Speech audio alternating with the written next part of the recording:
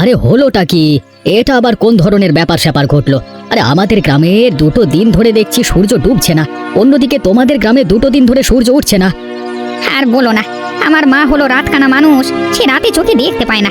এদিকে 2টো দিন ধরে আমার বেজায় খারাপ অবস্থা হয়ে গেছে, মা ঘরের কোনো কাজকর্ম করতে পারে না।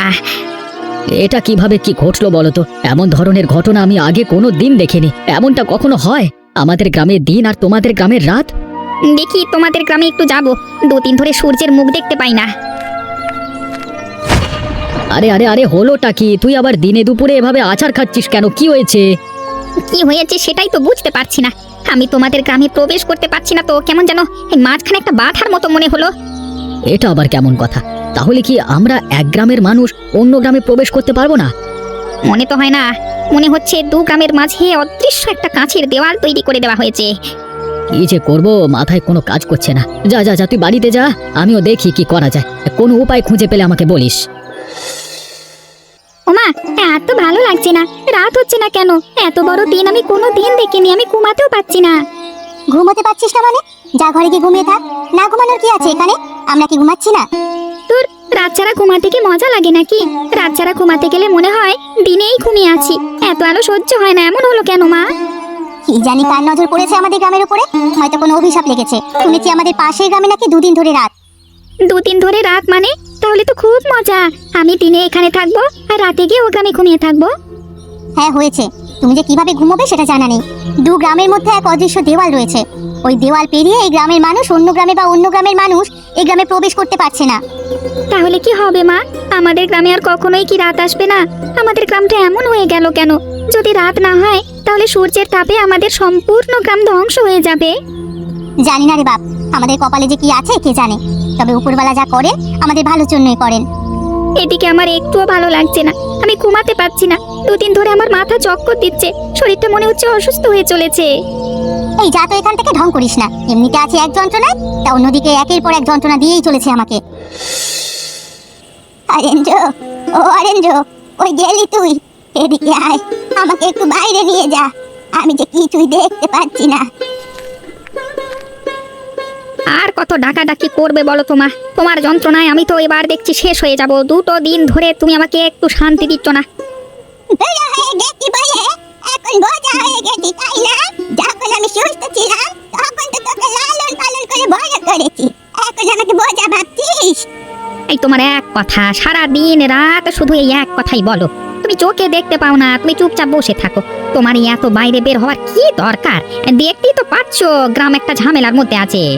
ঝামেলার মধ্যে তুই কি একা আছিস নাকি? গ্রামের অন্যরাও তো আছে। তোর এত সমস্যা কোথায়? হয়েছে তো, এখন আর এমন কথা বলো না। চলো, কোথায় যাবে তুমি? চলো, তোমাকে আমি নিয়ে যাচ্ছি। তারপর রান্না বান্না করতে হবে, তোমাকে খাবার দিতে হবে। যা একটা কাজ করেছেন না আপনি, আপনার জবাব নেই। আপনি এত ভালো একটা কাজ করতে পারবেন আমার কখনো বিশ্বাস হয়নি। আমি তো আগেই বলেছিলাম, আমার শক্তি সম্বন্ধে কখনো এ সন্দেহ প্রকাশ করবে না। আমার শক্তি সম্বন্ধে কারোর কোনো ধারণাও নেই। আগে যতটুকু সন্দেহ ছিল এখন তার এক ফোঁটাও নেই। এক গ্রামে দিন অন্য গ্রামে রাত করে রাখা কি মুখের কথা নাকি? বড় বড় সাধুরাও এমন ধরনের কাজ করতে পারে না। এবার বলো, তুমি খুশি হয়েছো কিনা? যদি তুমি খুশি হও তাহলে এবার আমার দক্ষিণাটা আমাকে দিয়ে দিতে পারো। আমি এমনি এমনি ঝুঁকি নিয়ে এত বড় একটা কাজ তো করিনি, তাই না? আরে আপনার টাকা নিয়ে কি আমি পালিয়ে যাচ্ছি নাকি? আমি তো বেশ মজা পাচ্ছি। 2 গ্রামের মানুষ কেমন নাস্তানুবোধ হয়ে গেল। আপনাকে আমি অবশ্যই টাকা দেব, টাকার সাথে বকশিশও দেব। আপনি আমাকে খুশি করে দিয়েছেন। তাহলে তো আর কথাই নেই। ভাগ্যিস আপনার দেখা আমি পেয়েছিলাম, তাই এমন একটা কাজ করবার সৌভাগ্য আমার হলো। না হলে শুধু শুধু এমন কাজ করে কোনো লাভই তো আমি পেতাম না। এই কথাগুলো তো আমার বলা উচিত। আমি চেয়েছিলাম এই 2 গ্রামের মানুষদের সাহায্য করতে। এবার আমি ভালোভাবে সাহায্য করতে পেরেছি আপনার মাধ্যমে। এবার দেখুন ধীরে ধীরে কি হয়। 2টো গ্রাম ধ্বংসস্তূপে পরিণত হবে। দিন ছাড়া রাত কোনোভাবেই সম্ভব নয়। আমি তো চাই, এটাই চাই। এদিনের অপেক্ষাতে কতদিন ধরে ছিলাম। এবার আমি ওদেরকে হাড়ে হাড়ে বোঝাবো দুঃখ কষ্ট কাকে বলে। আমাকে অপমান করার সাহস ওরা আর কোনোদিন পাবে না। আমি চাই এই 2 গ্রামের মাঝে শুধু আমিই বেঁচে থাকবো, আর কেউ নয়। বাবা, একটা অঘটন ঘটে গেছে। আমি তো জানতে পেরে গেছি এই দিন এবং রাতের আসল রহস্য কি। বাবা, তুমি কিছু একটা উপায় বের করো, না হলে এই দু গ্রামের সবাই মরে যাবে। কি হয়েছে, তুই কি জানতে পেরেছিস আমাকে বল। বাবা, ওই যে আমাদের দু গ্রামের মাঝে একটা বুড়ির ঘর রয়েছে না, যার সাথে দু গ্রামের কেউ কথা বলে না, এসবের পেছনে বুড়ি আছে। কি বলছিস তুই? তুই যা বলছিস সত্যি বলছিস তো? তুই কিভাবে এত কিছু জানতে পারলি? আমি সত্যি বলছি বাবা, আমি একটু ঘুরতে বেরিয়েছিলাম, দেখলাম বুড়ির ঘর থেকে হাসি শব্দ আসছে। আমি গিয়ে কান পাততেই দেখলাম এক সাধুর সাথে বুড়ি এসব আলোচনা করছিল। বাবা, যা করবার তাড়াতাড়ি করো, সাধু কিন্তু বেশ শক্তিশালী। সবকিছু যখন এভাবে প্রকাশ হয়ে গেল, তাহলে ওই বুড়ি আর নিস্তার পাবে না। ওই বুড়ি আমাদের উপরে জেদ দেখিয়ে আমাদের এমন সর্বনাশ করবার চেষ্টা করছে। কিন্তু কিন্তু ওই বুড়ি এমন কাজ করছে কেন বাবা? আমাদের উপরে বুড়ি কিসের এত রাগ? আর ওই বুড়ির সাথে সবাই কেন কথা বলছে না? সেসব জেনে তোর কাজ নেই, আমি যাচ্ছি। হারেন্দ্রর সাথে কথা বলতে হবে, তারপর ও আর আমি মিলে বুড়ির বাড়িতে যাব।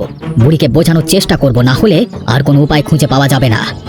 যা করবার তাড়াতাড়ি করো বাবা। আমার কিন্তু একদম সুবিধের মনে হলো না ওই সাধুটাকে। সাধু টাকা নিয়ে চলে গেছে, আমার বিশ্বাস ওই সাধু আবার ফিরে আসবে। দেখো বুড়িমা, তোমার সাথে আমরা কিছুই করিনি। যারা করেছে তারা এখন অনেকেই বেঁচে নেই, তবুও তুমি আমাদের উপরে এখনো রেগে আছো কেন? রেগে থাকবো না তো কি?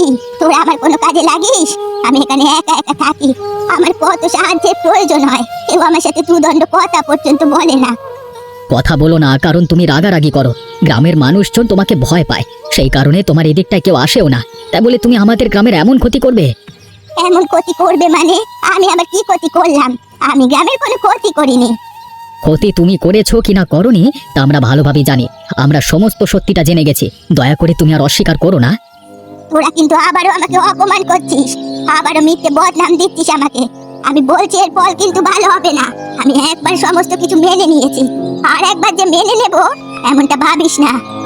আর বুড়িমা, তুমি অযথাই রেগে যাচ্ছ।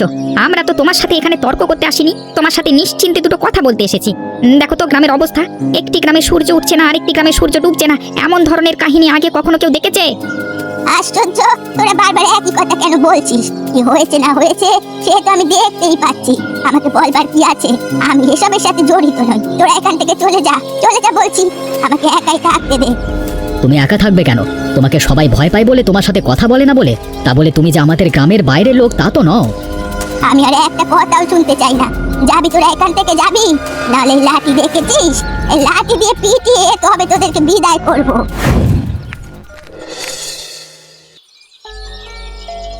কি গো, তুমি নাকি সেই বুড়ির কাছে গিয়েছিলে? রিশান আমাকে বললো। কোনো লাভ হলো নাকি? এই ব্যাপারটা কেন ঘটেছে? যতদূর বুঝলাম তাতে বোঝা গেল যে বুড়ির এই দুই গ্রামের উপরে বেশ রাগ আছে। তাই বুড়ি কোনো এক সাধুর সাহায্যে আমাদের এই দুটো গ্রামকে এমন করে দিয়েছে। তাহলে কি এই দুটো গ্রাম আবার আগের মতো করা সম্ভব হবে না?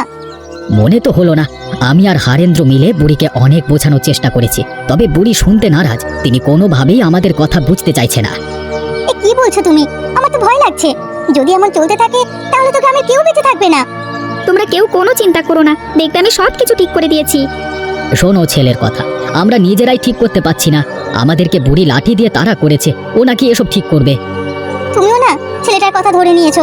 ও এসবের কিছু বোঝে নাকি? ও যে বলেছে এটাই তো অনেক। আমি কিন্তু এমনি এমনি বলিনি, আমি কিন্তু সত্য কথাই বলেছি। আমি সবকিছু ঠিক করব, তোমরা দেখে নিও। ওই সাধুকে আমি চিনি, ওই সাধুকে যদি একবার আমি পাই না, তাহলে নাস্তা নাবুদ করে দেব। অনেক কথা হয়েছে, এবার যাও দুজনে হাত মুখ ধুয়ে এসো, খাবার দেবো। আরে সাধু বাবা যে, আসুন আসুন বসুন। আমি তো আপনার অপেক্ষায় করছিলাম। কত কি ঘটে গেল আপনি তো কিছুই জানেন না। সে কি, আবার কি ঘটে গেল? নতুন কোনো কাহিনী ঘটেছে নাকি? তা নয় তো কি, গ্রামের সবাই জেনে গেছে যে এ কাজ আমি করেছি। তবে আমি অস্বীকার করেছি। সবাই আমার কাছে এসেছিল, আমি তাদের তাড়িয়ে দিয়েছি। ওদের ওই বিপদে পড়া মুখটা দেখে আমার কতই না আনন্দ হচ্ছিল। যাক, তুমি যে অস্বীকার করেছো এটাই অনেক। কিন্তু ওরা যখন সন্দেহ করেছে, কোনো কিছু না জেনে সন্দেহ করেনি। আমাদের কথাবার্তা যে কোনোভাবে অন্য কেউ শুনে নিয়েছে। এ আবার শুনবে? আমার বাড়ির আশেপাশে কেউ আসতেই চায় না। সবাই আমাকে ডাইনি বলে, বলে আমি নাকি কালো জাদু করে বেড়াই। ধীরে ধীরে তোমার মনের সব দুঃখ কষ্ট দূর হয়ে যাবে। কি, আমার ঘটিটা গেল কোথায়? মাত্রই তো এখানে রেখেছিলাম। ঘটিতে বিশেষ জল রয়েছে। এ কি বে, পুচকে ছেলে, এই এই আমার ঘটি দে, ঘটি দে বলছি। তোর এত বড় সাহস? হ্যাঁ, আমার ঘটি চুরি করেছিস? তোকে আমি ছাড়বো না। ওকে ধরুন, ওকে আটকান, নাহলে বিপদ হয়ে যাবে। আপনাদের মিথ্যে কথা বলেছি সেটা ধরা পড়ে যাবে। ওকে তো ধরতেই হবে। আমার ঘটি ওর কাছে রয়েছে, ঘটিতে বিশেষ জল রয়েছে, সেজন্যই আমার শক্তি। এখন কি হবে? সবকিছু তো আবার আগের মতো হয়ে গেছে। চিন্তা করবে না, ওই ছেলের কাছ থেকে আমি ঘটি এনে আবার এই গ্রামের রাত আর অন্য গ্রামে দিন করে দেব, চিন্তা করবেন না। এই ছেলে, তোর এত বড় সাহস? হ্যাঁ, তুই আমার ঘটি স্পর্শ করেছিস? তোকে আমি অভিশাপ করে দিতে পারি, তুই জানিস? এখন তাতে আমার আর কোনো ভয় নাই। আমি এই দুই গ্রামকে আবার আগের মতো করে দিয়েছি। এই দুই গ্রামের দুশ্চিন্তা দূর করে দিয়েছি। তুই কিভাবে ভাবলি যে এতটুকু ছেলে হয়ে তুই এই সামান্য সমস্যা দূর করতে পারবি? ওই ঘটি আমাকে ফিরিয়ে দে। ওই ঘটির জল দিয়ে আমি আবার এই গ্রামের রাত অন্য গ্রামের দিন করে দেব। আমি তো কখনোই হতে দেব না। এই ঘটির জল সব আমি ফেলে দেব, তারপর দেখবো আপনি কিভাবে এই কাজ করতে পারেন। আমার সাথে চালাকি করিস না, তাহলে কিন্তু তোর এই কঠিন ফল ভোগ করতে হবে। বাচ্চা ছেলে বাচ্চা ছেলের মতোই থাক, বেশি বাড়াবাড়ি করিস না। তাহলে আপনি এই দুটো গ্রামের মানুষের এত ক্ষতি করছেন কেন? আপনি একজন সাধু মানুষ, আপনি তো গ্রামের মানুষদের সাহায্য করবেন, তাই না? অবশ্যই আমি সাহায্য করছি। ওই বুড়িকে আমি সাহায্য করছি, তার দুঃখ দুর্দশা দূর করছি। এতে তোদের সমস্যা কোথায়? দে আমার ঘটি দে বলছি, ফিরিয়ে দে। আমি দেব না, বলছি তো আমি দেব না। কোনো কিছুর বিনিময়ে এই ঘটি আপনি পাবেন না। তবে রে, তাহলে তো তোকে এবার কঠিন শাস্তি দিতে হবে, পাকা ছেলে একটা।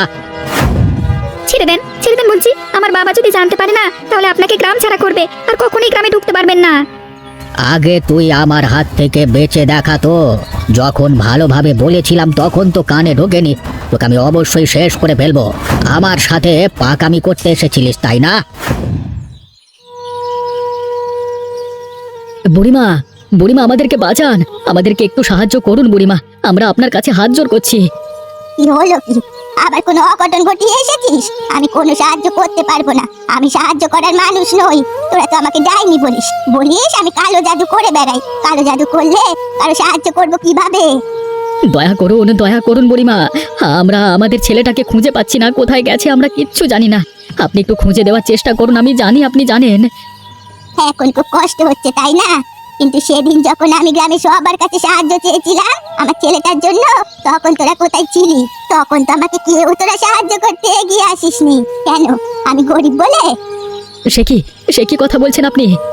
আমি ঠিক কথাই বলছি। আমার ছেলেটা অসুস্থ, আমি সবার কাছে সাহায্য চেয়েছিলাম, কেউ আমাকে সাহায্য করেনি। সবাই আমাকে অলক্ষী অপয়া বলে তাড়িয়ে দিয়েছিল। শেষে আমার ছেলেটা মারা গেল।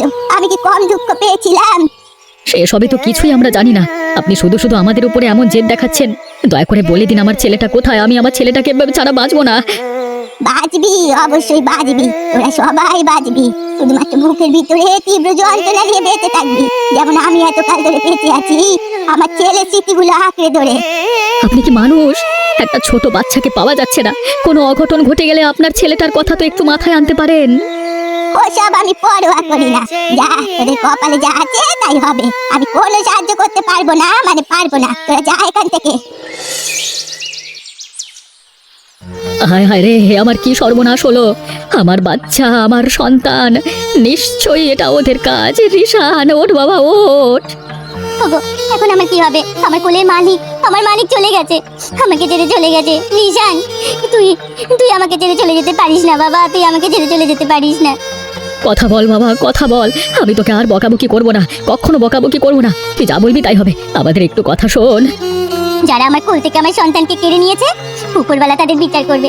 আমি কাউকে ছাড়বো না, কাউকে রেহাই দেবো না। শান্ত হও গিন্নি, এর প্রতিশোধ আমি নেবই নেব। আমি কাউকে ছাড়বো না। আমার ছোট বাচ্চাটার উপর একটু দয়া মায়া হলো না ওদের? ও এমন কি কাজ করেছিল যার জন্য ওকে এমন শাস্তি পেতে হলো?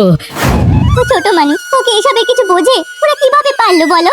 একটা ছোট বাচ্চাকে হত্যা করতে ওদের বুক একটু কাঁপলো না? ওরা কি মানুষ?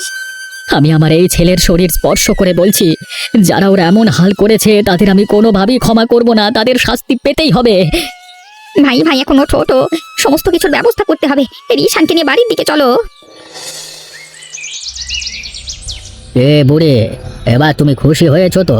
তোমার মনের আশা আমি ধীরে ধীরে পূর্ণ করছি, তুমি আমার দিকটা একটু দেখো। আরে আপনি চিন্তা করবেন না, আপনার যত টাকা সব আমি দেব, কোনো সমস্যা হবে না।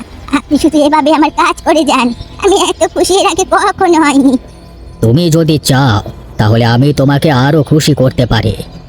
অবশ্যই চাই, আমি চাই এই 2 গ্রামের একটা বাচ্চাও না বেঁচে থাকুক। সব মায়ের কোল কালি হোক। ওরা আজকে কান্নাকাটি করছিল, আমার যে এত পৈশাচিক আনন্দ হচ্ছিল কি বলবো।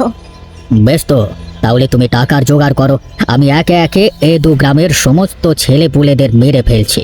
আমি কথা দিচ্ছি, এই 2 গ্রামে একটা ছোট বাচ্চাও বেঁচে থাকবে না। এটাই তো চাই আমি, এই দিনটার অপেক্ষায় তো এতদিন ছিলাম। বাবা, তুই উপরে বসে দেখছিস তো? দেখ, তোর মা তোর মৃত্যুর প্রতিশোধ নিচ্ছে। তোর মায়ের যে কষ্ট হচ্ছিল, সে কষ্ট এখন সবাইকে দিচ্ছে সে। এত খুশি হতে হবে না, আমাদেরকে ধীরে ধীরে সমস্ত কাজ করতে হবে। আজকে থেকে প্রতিদিন রাতে এই 2 গ্রামের একটা করে বাচ্চা নিখোঁজ হবে, এবং সেই নিখোঁজ বাচ্চাকে আমি বলি দেব। এতে তোমারও লাভ, আমারও লাভ, আমার স্বার্থ সিদ্ধি হবে।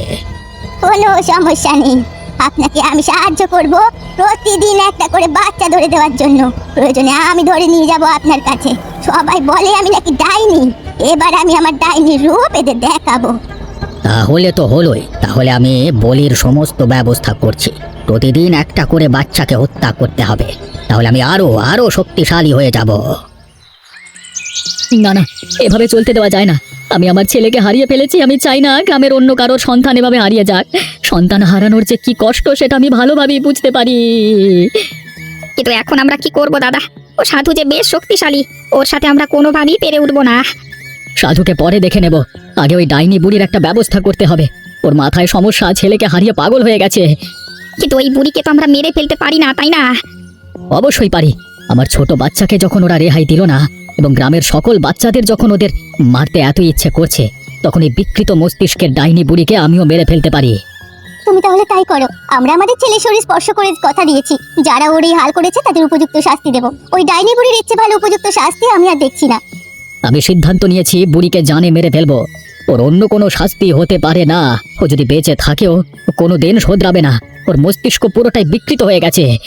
এতে অবশ্য আমার কোনো আপত্তি নেই, কিন্তু গ্রামের মানুষজন কি বলবে? তাছাড়া একটি জলজ্যান্ত মানুষকে এভাবে মেরে ফেলবো, এটা তো হয় না। ও মানুষ নয়, ও মানুষ হতেই পারে না। ও একটা ডাইনি, ডাইনিকে মেরে ফেলবার হুকুম রয়েছে। তোরা আমার সাথে থাকলে থাকবি, না হলে আমি একাই এ কাজ করব। আজকে ওই বুড়ির বাড়িতে আমি আগুন ধরিয়ে দেব। না না, এমন ধরনের কথা বলছো কেন? আমি তোমার পাশে থাকবো না কেন? অবশ্যই থাকবো। এই বুড়ির জন্য আমাদের 2 গ্রামের অনেক সমস্যা হয়েছে, অনেক সমস্যায় পড়েছে 2 গ্রাম। আর নয়, চলো, যা সিদ্ধান্ত নিয়েছো সেটাই হবে, চলো। সাধু, এই সাধু, কোথায় তুই? আজ কি তোর শেষ দিন, তুই বেরিয়ে আয়। কি হলো কি? তোমরা সবাই মিলে আমার আশ্রমে ভিড় করেছো কেন? আমার শক্তি সম্বন্ধে তোমাদের কোনো ধারণা নেই। অহংকার হলো পতনের মূল, এই কথাটা জানেন তো আপনি? এসব কথা আমাকে শেখাতে আসবার কোনো দরকার নেই। আমি হলাম সাধু, আমার ক্ষমতা অশেষ। আমি চাইলে এখনই তোমাদের সবাইকে জব্দ করতে পারি। তুই জব্দ করবার আগে এটা শুনে নে, ওই বুড়ি পুড়ে মারা গেছে। আর এই যে তুই তোর শক্তিকে টাকার জন্য ভুলভালভাবে ব্যবহার করছিস, এটার শাস্তি এখন তোকে পেতেই হবে। এত বড় কথা, এত সাহস নিয়ে এখানে এসেছিস তোরা? ঠিক আছে, দেখ তাহলে আমার শক্তি কতটুকু।